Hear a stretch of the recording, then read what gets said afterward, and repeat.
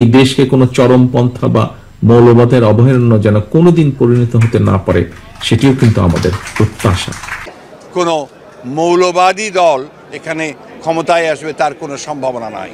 এই কোনো মৌলবাদী দল তার ক্ষমতায় আসতে পারেনি। আসসালামু আলাইকুম। মানুষ মৌলবাদ শব্দটাকে ঘৃণা করে, কিন্তু মৌলবাদ শব্দের জন্য মুসলমানদের গর্ব করা উচিত। আমি নিজেই গর্ব করি মৌলবাদ শব্দটাকে। মৌলবাদ শব্দ, আমি মুসলমান হিসেবে যদি আমাকে কেউ মৌলবাদ বলে আমি অত্যন্ত খুশি। কেননা মৌলবাদ এমন একটি বিষয় যা মুসলমানদের ইসলামের বিধিনিষেধ পুঙ্খানুপুঙ্খভাবে অনুসরণ করাকে বোঝায়। ইসলামের খুঁটিনাটি যাবতীয় বিষয় যা কোনো পরিবর্তন করা হয় না বা পরিবর্তন করার যোগ্য না, এই বিষয়গুলো সঠিকভাবে মেনে চলার নামই হচ্ছে মৌলবাদ। তো আপনি কেন আমাদের মুসলমানের বিধানকে আমি বিকৃত করে পালন করব? মৌলবাদী শব্দটার সঠিক অর্থ হলো যে মানুষ কোনো একটা বিষয়ের মূল নীতিগুলো অনুসরণ করে থাকে। মুমিনদের মৌলবাদী হিসেবে নিজেদের গর্ব করা উচিত। মৌলবাদ কথাটির অপব্যাখ্যা করা হয়েছে, কিন্তু মৌলবাদ কথার সঠিক ব্যাখ্যা হলো যা কখনো ভাঙা যায় না, যা ভাঙলেও আবার সেই আগের অবস্থায় থাকে। বই পুস্তকে অবশ্যই পড়ে থাকবেন মৌলিক পদার্থ, যৌগিক পদার্থ, আবার মৌলিক সংখ্যা, যৌগিক সংখ্যা। যৌগিক সংখ্যা আর পদার্থ ভাঙা যায়, কিন্তু মৌলিক সংখ্যা পদার্থ ভাঙা যায় না। ভাঙলে সর্বশেষ পূর্বের অবস্থায় পাওয়া যায়। ইসলামের বিধিবিধানও ঠিক তেমনি। যদি মুমিনরা মৌলবাদী না হতো তবে পবিত্র কোরআন হতো ইনজিল শরীফের মতো। পরিবর্তন করতে করতে আজকের এক বিকৃত এমন এক অবস্থা এসে দাঁড়িয়েছে যেখানে আল্লাহ পাকের কোনো বাণী তেমন পাওয়া যায় না। যারা মৌলবাদী বলো, আমরা মূলবাদী গাছের গোড়ায় আছি, তোমরা আগাবাদী। আমরা যদি মূলবাদী হই, তোমরা আগাবাদী, আগায় বসে থাকো, বেশি বান্দরামি করবা না। তো মৌলবাদের মাধ্যমে দুনিয়াতে শান্তির হাওয়া বয়ে দেওয়া সম্ভব, কিন্তু সেটা সুদূর প্রসারী হয় কিছু লোক দ্রুত সুখ এবং সমৃদ্ধি এবং আধিপত্য কায়েম করতে চায়, বিদায় দিনরাত দোষ দিতে থাকে মৌলবাদ, জঙ্গিবাদ। দুনিয়ার কত প্রেসে, বিশ্বের বিভিন্ন দেশে বিভিন্ন প্রেসে পবিত্র কোরআন ছাপা হয়।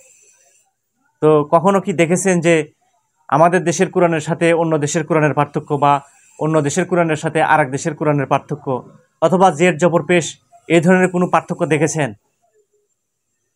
দেখবেন না ইনশাআল্লাহ। যদিও হয়ে থাকে সেটা ছাপার কারণে বা অন্য কোনো ভুলের কারণে হতে পারে।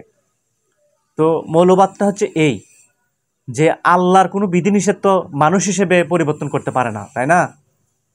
তো আল্লাহর বিধান যখন আপনি পরিবর্তন করলেন তখন তো আপনি কাফের হয়ে গেলেন, তখন তো আপনি মুসলিম থাকলেন না। তো এই জন্য তো আর মৌলবাদ বলে তো মুসলমানদের তো দোষ দেওয়া যায় না। তো মৌলবাদ মানে আমার যুক্তি, মৌলবাদ হচ্ছে সর্বশ্রেষ্ঠ জাত, সে হচ্ছে প্রকৃত জাত। এই জন্যে মৌলবাদ হিসেবে মুসলমানদের গর্ব করা উচিত। আর এই জন্যই সকল মৌলবাদদের আমি স্যালুট জানাই। বেশি বান্দরামি করবা না, আগায় বসে ফল খাও, পাতা খাও, আমরা কিচ্ছু কব না। কিন্তু ওইখানে বসে যদি বেঞ্চি মারো বারবার, 12 কোটি মানুষ এই গাছের গোড়া ধরে নাড়া দেবে, এক ছাকি থেকে দিল্লি গিয়ে পড়বি। সব সমাজ বিজ্ঞানী, কার্ল মার্কস, এরিস্টটল, অগাস্ট কোত, আরও অনেক সমাজ বিজ্ঞানী আছে, তারা সবাই এই কথা স্বীকার করে যে মানুষ সমাজবদ্ধ জীব, সে সমাজ ছাড়া একা একা চলতে পারে না। আসলে এই সমাজবদ্ধের রূপটাই হচ্ছে মৌলবাদ। মানুষ সমাজবদ্ধ না থাকলে আজকে আমরা এত সুন্দর ঝকমকে সভ্য সমাজ পেতাম না। একটা হরিণ বা ভেড়া যদি বনের ভিতরে যদি তার দল থেকে যদি বিচ্ছিন্ন হয়ে যায়, তখন সেই হরিণ বা ভেড়া সবার আগে বাঘের খাদ্য বা অন্য কোনো পশুর খাদ্য হয়ে যাবে। তো এটাই হচ্ছে সমাজবদ্ধের একটা ধারণা। তাই মৌলবাদ মানে হলো ঐক্যবদ্ধ থাকা আর ইসলামের কোনো বিধান পরিবর্তন না করা। এক আল্লাহর অস্তিত্বে বিশ্বাস করা মানেই মৌলবাদ, আর বহু স্রষ্টার বিশ্বাসী হলো যৌগবাদ। মৌলবাদী কনসেপ্ট ছাড়া কেউ জান্নাতে যেতে পারবে না, সোজা কথা। এই জন্য আমরা একজন মৌলবাদী মুসলিম হিসেবে গর্বিত। এক মানেই মৌলবাদ, এককে কখনো আপনি ভাঙতে পারবেন না। আর দুই বা জোর সংখ্যা মানেই যৌগবাদ। একজন মৌলবাদী একটা নারী বা একজন স্ত্রীর প্রতি আসক্ত হয়, আর যৌগবাদ মানে বহু নারীতে আসক্তি হয়। নবী সাল্লাল্লাহু আলাইহি ওয়াসাল্লাম বলেছেন, যতদিন তোমরা আমার সুন্নাহ এবং আল্লাহ পাকের কোরআন আঁকড়ে ধরে থাকবে, আল্লাহ তাআলার বাণী আঁকড়ে ধরে থাকবে, ততদিন তোমরা পথভ্রষ্ট হবে না। এখন সবাই যদি কোরআন ও সুন্নাহ অনুসরণ করে, তবে মুসলমান জাতির শুধুমাত্র একটা দলই দেখা যাবে, তা হলো ইসলাম। এবং এটাই হওয়া উচিত। আর এটা হওয়া একমাত্র সম্ভব মৌলবাদ প্রতিষ্ঠার মাধ্যমে। তা আমি মৌলবাদ প্রতিষ্ঠার দাবি জানাচ্ছি। আমাদেরকে বলে মৌলবাদী। আমরা আসল কথা বলি, ভালো কথা বলি, দেশপ্রেমের কথা বলি, আমরা জনগণের কথা বলি, আমরা ইসলামের কথা বলি, আমরা দেশের সমৃদ্ধির কথা বলি, এজন্য আমাদেরকে বলে মৌলবাদ। আর যখন মুসলমানরা একটা দলে রূপান্তরিত হবে, তবে তা হবে সঠিক এবং সুন্দর ভিত্তিযুক্ত। কিছু মানুষ আছে যারা আল্লাহ পাকের দাসত্ব করতে চায় না, বরং তারাই দিনরাত বলার চেষ্টা করে মৌলবাদ, মৌলবাদ, জঙ্গিবাদ। মুমিন যখন মৌলবাদ ত্যাগ করে যৌগবাদ হবে, তখন সে কোরআনকে পরিবর্তন করতে শুরু করবে। নাউজুবিল্লাহ। একবার একটু পরিবর্তন করতে পারলে প্রতি বছর একটু একটু করে পরিবর্তন করতেই হবে। মানে পরিবর্তন করা তখন তাদের নেশা হয়ে যাবে। এবং এভাবে যুগে যুগে পরিবর্তন হতেই থাকবে। আর আল্লাহ পাক এটা কখনোই চায় না। তাই তিনি নবীর মুখে বলিয়েছেন, তোমরা আমার সুন্নাহ ও কোরআনকে যতদিন আঁকড়ে ধরে থাকবে, ততদিন পথভ্রষ্ট হবে না। অর্থাৎ কোনো শয়তান বা যোগবাদীরা তোমাদের ক্ষতি করতে পারবে না। আর শুধুমাত্র এই একটা কারণেই জামাতের সালাতে 27 গুণ বেশি নেকির কথা বলিয়েছেন নবীর মুখে।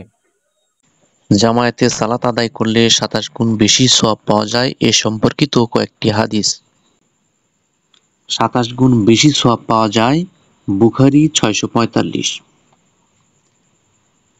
শয়তানের চক্রান্ত ও আক্রমণ থেকে বেঁচে থাকা যায়, আবু দাউদ 547।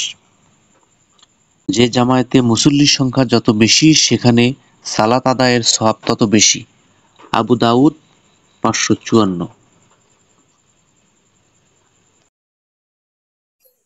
অর্থাৎ 5 ওয়াক্ত মানুষ একত্রিত হলো, নিজেদের মধ্যে সম্প্রীতি বজায় থাকবে এবং সর্বদা একটা দলে থাকবে, এবং যোগবাদীরা সবসময় ভয়ে থাকবে।